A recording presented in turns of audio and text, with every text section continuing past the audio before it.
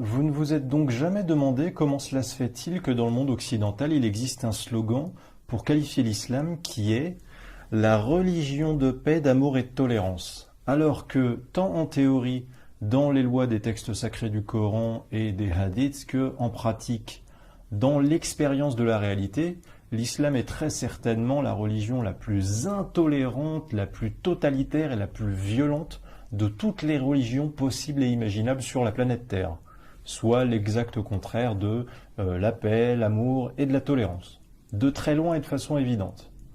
Peut-être ce slogan arrive-t-il encore un peu à perdurer aujourd'hui dans l'opinion à cause du fait que certains islamologues ou musulmans habiles en communication savent utiliser des techniques d'enfumage intellectuel qui sont efficaces quand il s'agit de trouver des excuses pour faire passer tous les méfaits produits par l'islam dans l'histoire, dans notre monde, pour des aléas hasardeux, sans rapport avec l'islam, pas de la responsabilité des musulmans, jamais ou rarement en tout cas, et souvent même explicable quasi exclusivement à cause des autres, à cause de tout ce qui est extérieur à l'islam, au monde musulman, à cause du monde occidental d'ailleurs. Depuis notre monde moderne d'aujourd'hui, où justement les valeurs occidentales égalitaires et libertaires rayonnent partout à travers le monde, loin de la mauvaise image généralisée, à contrario de l'islam, qui n'est sans doute pas un hasard, eh bien, je vous propose une liste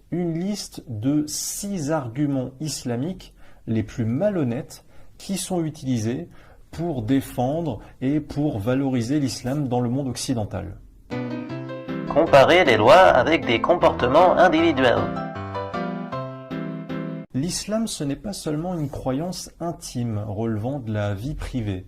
Les musulmans qui vous racontent cela s'éloignent de la réalité. L'islam défini par la parole d'Allah lui-même, dans le Coran, c'est avant tout des interdits et des obligations politiques. Pourquoi, d'après vous, je qualifie ces interdits et obligations de politiques ? Eh bien parce que le Coran prévoit des punitions corporelles pour les gens qui ne voudraient pas appliquer certaines lois islamiques ou avoir foi en l'islam. Exemple, sourate 24, verset 2, Allah dit que celles et ceux qui font l'amour en dehors du mariage doivent chacun recevoir 100 coups de fouet. Et il ajoute même dans ce verset qu'il faut exécuter la totalité de la peine sans être pris de pitié pour les condamnés. Vous voyez, on est très loin de l'islam, simple croyance intime relevant de la vie privée. Le verset 34 de la sourate 4 du Coran prévoit quant à lui que le mari musulman peut frapper l'épouse dont il aurait à craindre la désobéissance. Et cette loi coranique n'est contredite par aucune autre loi dans le Coran, livre sacré islamique, je le rappelle, supérieur à tous les autres, puisqu'il est le verbatim des propos de Dieu lui-même pour les musulmans. Et l'excuse préférée numéro 1 des musulmans occidentalisés, qui ont honte de cette loi divine de leur religion, qui est très claire, qui asservit les femmes et promeut la violence conjugale envers les femmes, eh bien, c'est de dire, la plupart du temps, « Ah oui, parce que tu crois que ça n'existe pas, des femmes qui sont battues par leur mari en France ?» Ou bien ils disent « Je te signale qu'une femme meurt tous les 3 jours sous les coups de son mari d'après les statistiques. » Les gens qui utilisent ce genre d'arguments sont, selon moi, des débiles. Voilà, tout simplement. Quand on vous parle d'une loi, d'un texte juridique du Coran, il faut comparer cette loi avec une autre loi, mais pas avec un comportement individuel. La loi française qui condamne les maris qui frappent leurs épouses désobéissantes, elle ne prétend pas pouvoir agir avant ou pendant que le mari frappe son épouse, surtout si ça se passe à l'abri des regards indiscrets, dans le foyer conjugal. Comment cette loi le pourrait-elle ? Une loi, c'est impalpable, c'est une règle, c'est pas un super-héros qui intervient. Mais après, une fois que le mari a frappé son épouse désobéissante en France, que cette épouse s'est plainte aux autorités et que c'est avéré devant un tribunal, là, la loi française, elle indique qu'il faut punir le mari qui frappe son épouse désobéissante. Vous voyez que la loi d'un pays qui interdit le meurtre, bien évidemment, elle criminalise le meurtre, mais elle ne prétend pas pouvoir empêcher un meurtre. Pareil pour la loi d'un pays qui criminalise le vol. Elle ne prétend pas pouvoir empêcher un voleur qui a l'opportunité de voler à l'abri des regards indiscrets. Voici la juste comparaison du coup à faire pour cette histoire. Une fois que une femme a été frappée par son mari pour cause de désobéissance par le mari. En France, cette femme est considérée comme une victime, mais dans un pays musulman qui applique le Coran, cette femme est considérée comme une coupable. Et c'est le mari violent, du coup, qui est considéré, lui, comme une victime de la désobéissance de sa femme. Vous voyez, ça, c'est une comparaison honnête. Et sérieusement, qui sait...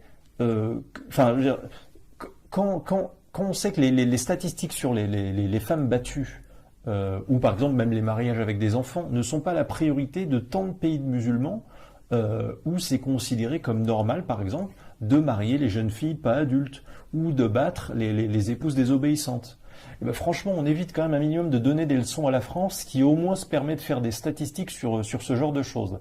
L'absence de statistiques sur les femmes battues dans des États islamiques où c'est considéré comme un comportement normal, ça ne signifie pas l'absence de femmes battues.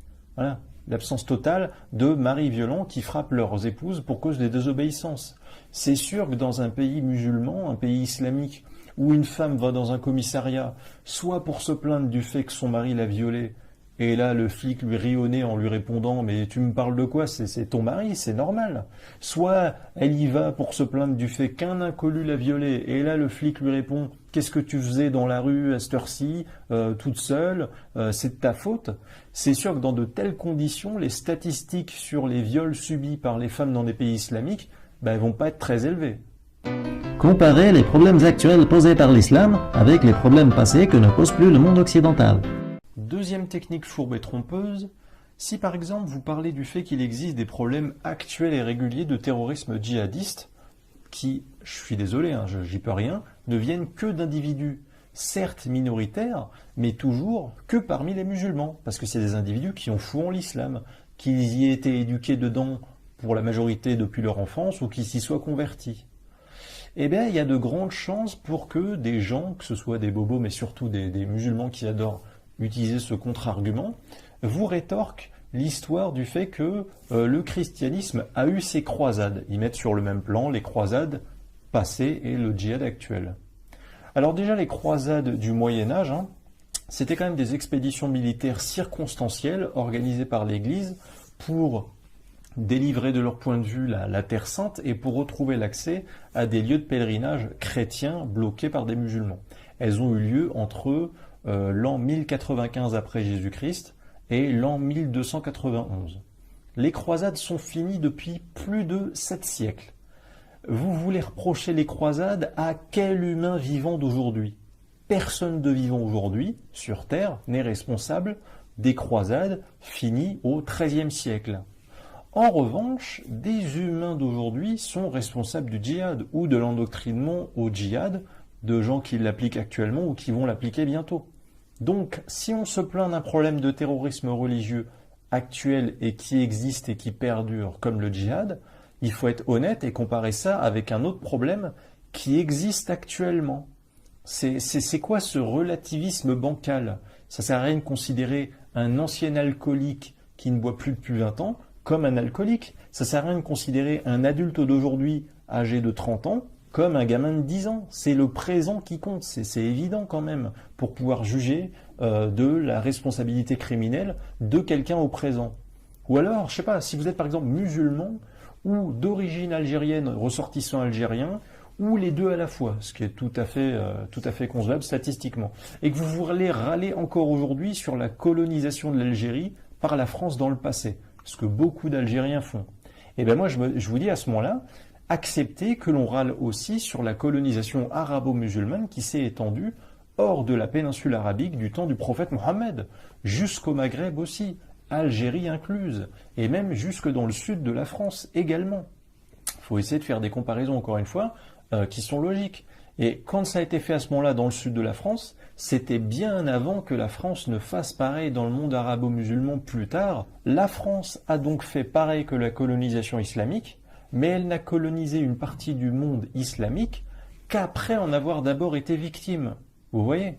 D'ailleurs, aussi parce qu'elle en avait marre de la piraterie islamique en Méditerranée, soit dit en passant, et pas pour contenter un dieu totalitaire qui voulait faire de l'épuration religieuse sans frontières et sous la menace physique. Et oui, les musulmans, c'est trop facile, si vous voulez, comment dire, de faire des voyages dans le passé pour relativiser des problèmes de djihad du présent qui vous font honte en vous servant de problèmes de croisade qui n'existent plus depuis longtemps. On peut aussi justifier la destruction de toutes les mosquées de France d'aujourd'hui, par exemple, au prétexte que Mohammed a fait détruire toutes les constructions religieuses polythéistes de la Mecque en son temps. Et tant qu'on y est, on pourrait aussi, je sais pas moi, laisser des Français polythéistes manipuler les bulldozers pour les détruire vos mosquées en France. Ce qui serait d'ailleurs tout un symbole d'équité, si je puis dire. Et cette attitude-là ne serait finalement, vous voyez, que l'exact miroir, l'exact reflet de l'attitude d'intolérance islamique d'un lointain passé envers le culte polythéiste. Au jeu de qui a commencé à faire quoi à l'autre, la Oumma ou le califat islamique est toujours le premier coupable, que ce soit sur la colonisation, sur la guerre ou sur la destruction d'édifices religieux. Donc évitez de jouer à ça avec nous. Criminaliser la libre critique de l'islam pour victimiser un islam coupable. L'islam a pour base idéologique le Coran, et le Coran envoie en enfer les mécréants, les non-musulmans pour l'éternité, au motif d'une croyance différente. Ce seul dogme essentiel de l'islam fait que c'est tout à fait normal pour n'importe quel non-musulman de ne pas aimer l'islam. Pourquoi voulez-vous aimer ou respecter ceux qui ne vous aiment pas ou ceux qui ne vous respectent pas en retour? Pourquoi vous allez aimer une religion dont le Dieu veut et va vous torturer en enfer pour l'éternité? Eh bien, le fait de détester un islam qui criminalise votre liberté de conscience et vous envoie en enfer pour l'éternité, la plupart des musulmans appellent ça de la haine. Oui, c'est curieux. Alors que les choses soient bien claires, hein. Quand je dis que l'islam est intolérant, violent, misogyne et esclavagiste, avant même d'être de la haine ou d'être une critique, c'est d'abord un simple constat. La vérité, c'est que la plupart des musulmans savent que si on parle des idées et des jugements développés par leur Dieu dans le Coran, ils seront forcés d'admettre que leur religion est intolérante et violente.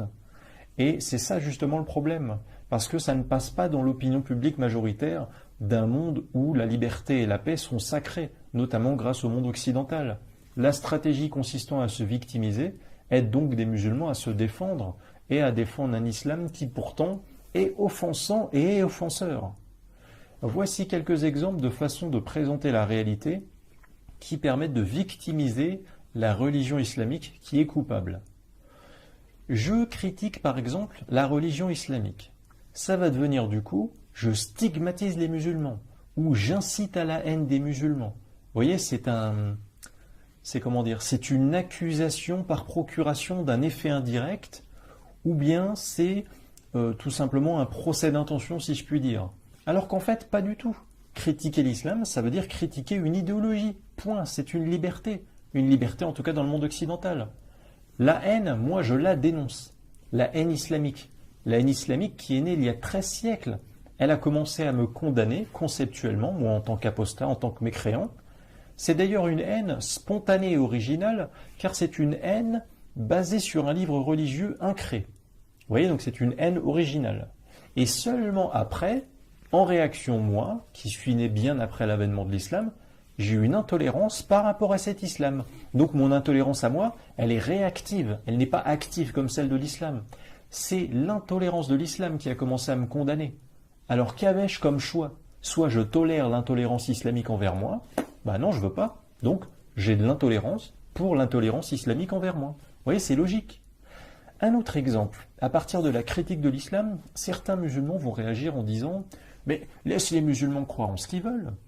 Ou alors ils vont dire « Pourquoi tu vas empêcher les gens de croire en ce qu'ils veulent ?»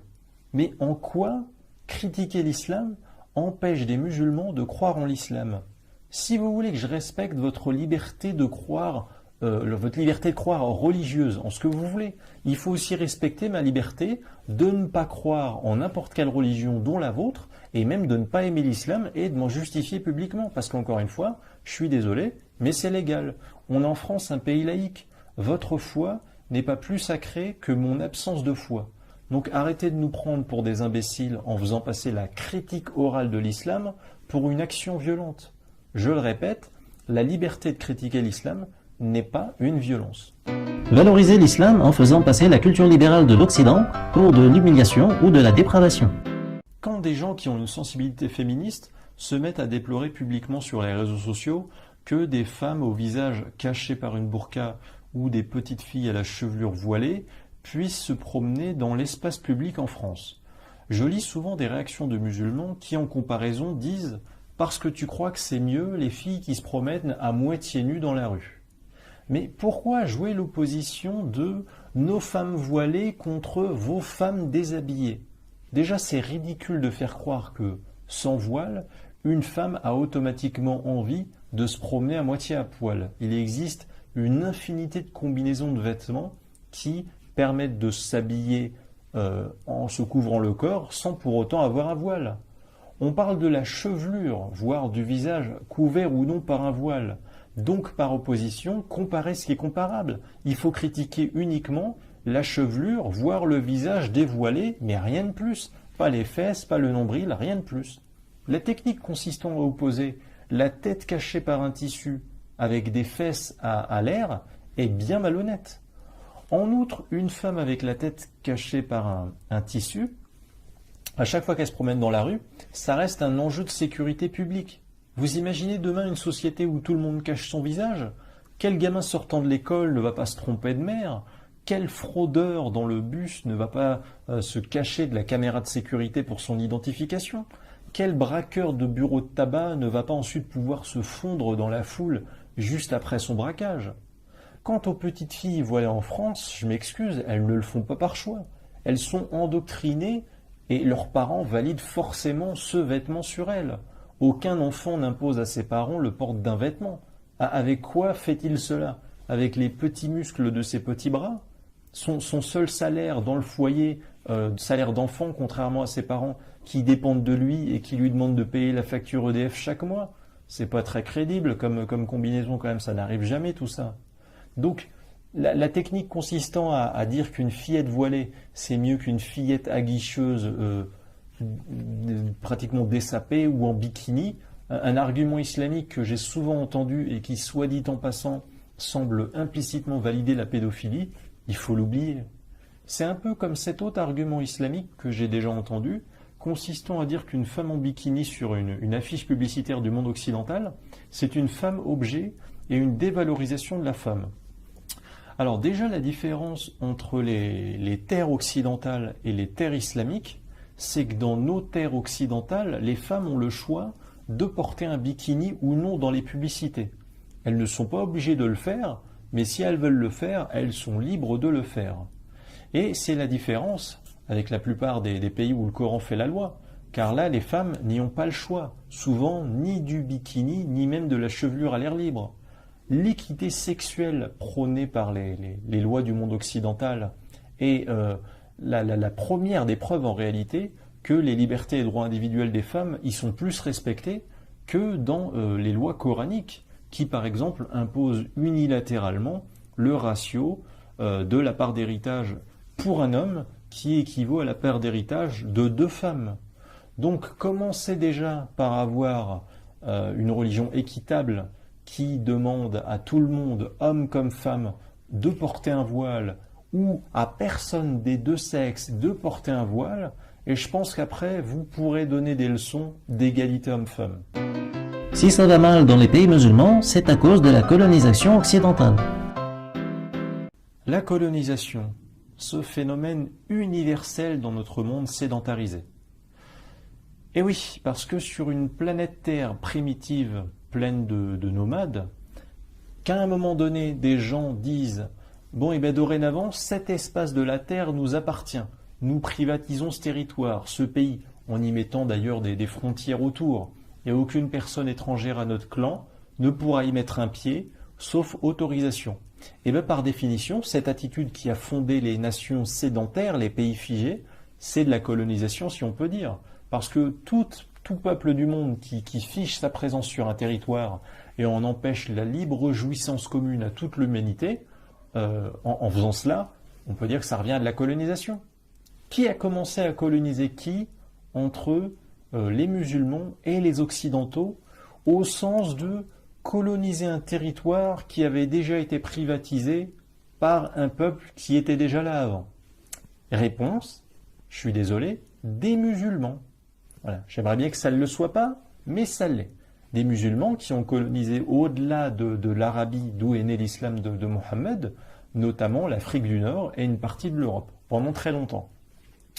Et bien des siècles plus tard, quand la France a voulu coloniser l'Afrique du Nord ou en faire des protectorats, exemple en débarquant en Égypte dès 1798 ou en Algérie en 1830, qu'ont donc trouvé les Français sur place, au moment même, à la seconde où ils ont commencé à poser un orteil sur le territoire en se disant « Allez, on va coloniser ici ».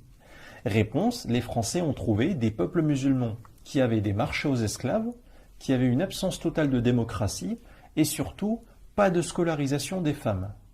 Ben, c'est bizarre pourtant, parce que avant que les Occidentaux ne débarquent en terre d'islam, les musulmans, ils avaient derrière eux du coup 9 à 10 siècles, ce qui est quand même très long comme temps, pour exprimer le véritable potentiel de paix, d'amour, de tolérance de la religion islamique dans des terres où l'islam était la force culturelle dominante. Alors comment ça se fait que les Français y sont tombés, ils sont arrivés, et qu'ils ont vu quoi? De la misogynie, de la loi du plus fort antidémocratique et de la violence esclavagiste en allant coloniser l'Algérie ou en débarquant en Égypte? Normalement, ils auraient dû trouver l'égalité homme-femme, la paix, l'amour, tout ce que vous voulez.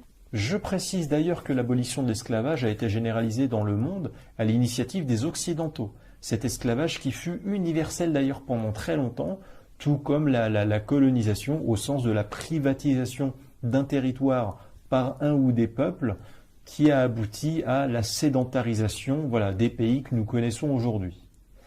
Je voudrais d'ailleurs ajouter un scoop pour les musulmans.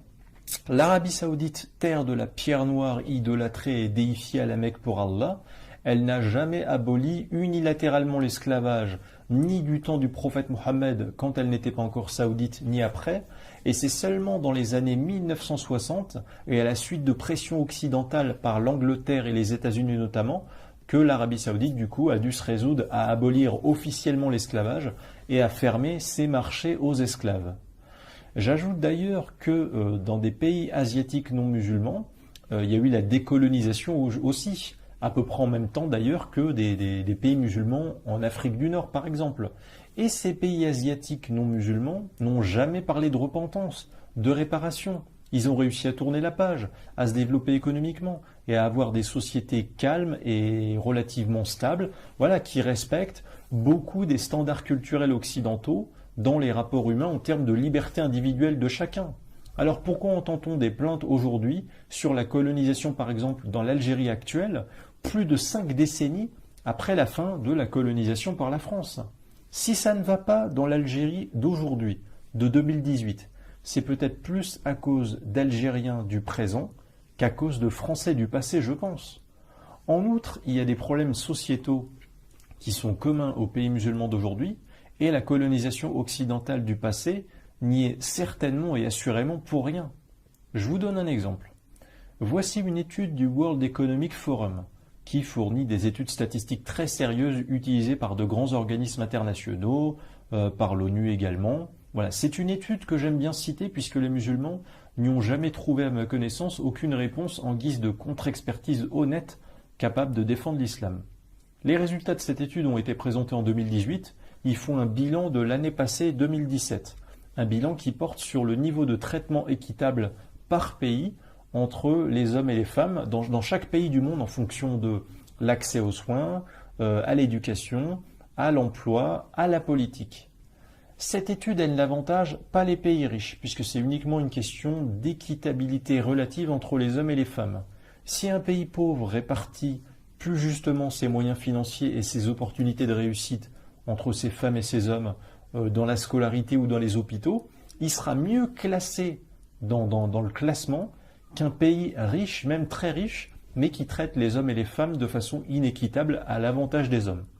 Ainsi, dans les 15 premiers pays du classement, on retrouve des pays occidentaux, France, Allemagne, Royaume-Uni, Suède, etc., mais aussi quelques pays du tiers-monde, entre guillemets, qui traitent les femmes quand même relativement équitablement comparé au reste du monde. Parmi le peloton de tête des pays occidentaux, On trouve donc ces exceptions des pays plus modestes comme le Nicaragua ou les Philippines, pays indépendants et stables d'un point de vue culturel, à culture chrétienne. Voilà. Ces pays plus pauvres ne sont pas désavantagés dans le classement, car les femmes y ont un accès aux soins, à la politique, à l'emploi ou à l'école relativement élevé, on va dire, par rapport au reste du monde. Voyons à présent les 15 pires pays du monde en termes d'égalité hommes-femmes, ceux qui relèguent le plus les femmes dans un statut inférieur, que ce soit en termes de scolarité, au niveau des soins médicaux, en politique ou dans l'emploi. Qu'a-t-on? Qu'est-ce que je lis? Mauritanie, Qatar, Égypte, Jordanie, Maroc, Arabie Saoudite, Iran, Pakistan, Yémen, etc. Bref, il y a un point commun culturel évident à tous ces pays qui sont les derniers de la classe. Je suis désolé. Ce point commun, c'est l'islam dominant culturellement les sociétés qui y vivent. Et là, l'excuse de la colonisation, elle ne marche même pas. La colonisation subie du passé, il y a un demi-siècle ou plus, en quoi est-ce qu'elle empêche ces pays aujourd'hui de traiter les femmes comme les hommes depuis tout ce temps? Vous pouvez vous inventer le prétexte que les pays musulmans ne savent pas construire et assembler eux-mêmes de façon autonome, sans le tutorat d'une entreprise étrangère occidentale, de A à Z, un avion ou une voiture à cause de la colonisation, afin de ne pas avoir à regarder la déficience d'ingéniosité de ces mêmes sociétés, ralentie et limitée depuis trop longtemps par la religion islamique. Mais quand les sociétés musulmanes de ces pays maltraitent les femmes et les relèguent à un statut inférieur, là c'est quoi l'excuse matérielle qui permet d'expliquer ça par la colonisation du passé qui est finie depuis bien longtemps? En quoi le monde occidental actuel empêche-t-il l'Arabie Saoudite ou l'Égypte de traiter équitablement les femmes saoudiennes et égyptiennes?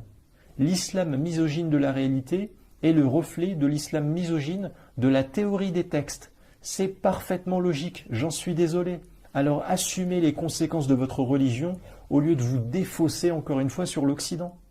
Vantez les bienfaits de l'islam, mais uniquement de celui qui est minoritaire et qui a émigré dans le monde occidental. Il y a un truc qui me fait particulièrement rire. 100% des femmes musulmanes que j'entends dire que l'islam ne les empêche pas d'être libres et épanouies, ou que l'islam ne les empêche pas d'être les égales des hommes, ont pour point en commun de vivre dans le monde occidental. C'est étrange. Ben, c'est un peu facile quand même, si vous voulez, je trouve, de dire que vous, les femmes musulmanes, vous dites que l'islam ne vous empêche pas d'être heureuse dans des sociétés occidentales où l'islam est minoritaire, où l'islam ne dicte pas la loi, et dans des pays occidentaux non musulmans. Moi, je peux vous assurer que des féministes du monde musulman, elles ont plutôt tendance à se plaindre de l'islam plutôt que de l'invoquer pour revendiquer des améliorations de leurs conditions et de leur sort. Les lois françaises mécréantes qui vous protègent, elles vous permettent de fanfaronner sur la beauté de cet islam qui pourtant nuit gravement aux libertés et à la sécurité des femmes, comme j'ai pu vous en parler précédemment. Les musulmanes et les musulmans qui vantent les bienfaits de l'islam en France, moi je vous dis, vous devriez imaginer si demain en France, un gouvernement bizarre décidait d'appliquer les lois du Coran uniquement et exclusivement pour vous les citoyens français de confession musulmane. Est-ce que, pour vous faire plaisir, il ferait ça? Est-ce que vous pouvez imaginer ce que ça donnerait? Ça veut dire par exemple que si un mari musulman français frappe son épouse désobéissante, une épouse musulmane française, et qu'elle va s'en plaindre à la police, alors sa plainte ne sera pas jugée recevable. Je ne fais là que décrire le verset 34 de la sourate 4 du Coran, dont l'auteur est le Dieu en lequel croient les musulmans. Ça veut aussi dire que tous les jeunes hommes français et musulmans qui vivent en France, qui ont déjà fait l'amour avec une femme, qui ont une petite amie ou vivent en concubinage avec une femme avec qui ils ont déjà fait l'amour, ils doivent recevoir 100 coups de fouet, comme préconisé par Allah dans le second verset de la sourate 24 du Coran. Ça veut dire que si un musulman ou une musulmane commet en France le moindre vol, un seul vol de sa vie, peu importe le type de vol, si on s'en réfère aux consignes d'Allah dans le Coran, un billet de 50 €, une pomme, un carambar, un stylo dans un bureau de poste, eh bien ce voleur ou cette voleuse aura alors la main coupée, comme précisé dans le verset 38 de la sourate 5, qui dit de couper la main du voleur et de la voleuse. De quoi les musulmans qui vivent en France se plaindraient-ils donc? Vous ne trouviez pas formidable l'islam? Ben, on les applique pour vous ces lois, et exclusivement pour vous. Pourquoi pas? On regarde ce qui se passe. Moi je vous dis que si jamais on fait ça, vous allez voir que tout à coup, vous allez réaliser à quel point on est bien plus heureux de vivre sous les lois humaines occidentales, plutôt que de vivre sous des lois divines d'Allah qui frustrent la jeunesse, qui frustrent les femmes et les libres penseurs coincés en terre d'islam, là où l'islam est majoritaire et dominant. Voilà, j'espère que cette petite liste d'arguments, selon moi trompeurs et malhonnêtes, vous a aidé à y voir plus clair dans les techniques qui sont utilisées par des islamologues, des théologiens fourbes, qui sont souvent repris par des musulmans, qui aiment relativiser les horreurs islamiques ou valoriser l'islam sur le dos d'autres choses d'extérieur à l'islam, comme le monde occidental. Si vous avez aimé les démonstrations de cette vidéo, sachez que vous pouvez retrouver plus d'arguments développés dans ce sens parmi les chapitres 2 et 4 de mon livre « Il était une fois l'islam », dont le lien est en description dans la vidéo. Mon livre qui, je le rappelle, fait un état des lieux complet de toutes les principales failles et limites du Coran et des hadiths. Je voudrais enfin passer un grand merci aux 25 000 personnes qui se sont déjà abonnées à ma chaîne YouTube et également remercier tous ceux qui me soutiennent. Je vous aime tous et je vous dis à bientôt.